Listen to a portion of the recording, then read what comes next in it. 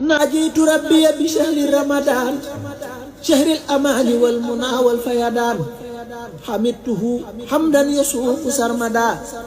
لغيرنا إبليس سوقا bismillah naafila guddik ñaar fukkeel ga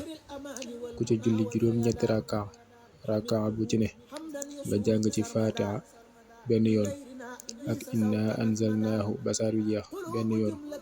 ak qul huwallahu ahad basaar wi jeex ñetti yoon dees na ko bindal tuyaaba ju toll ni limu mboolem lu nit masa def ci lu baax te dees na ko jéggal mboolem bàkkaaram yépp yu njëkk ak yu mujj te dees na ko musal ci lëndëmuk bàmmeel te yonent bi sallallahu taala alayhi wa sallam lay ànd dugg àjjana incha allah. yàlla na sama borom defal nu dégg ak topp te nangul nu mboolem sunuy jaamu yàlla te jéggal mu rëcc rëcc yi barkeb Seexul Xadiim. ربي بشهر رمضان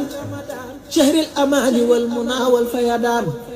حمدته حمدا يسوق سرمدا لغيرنا إبليس سوقا نكمدا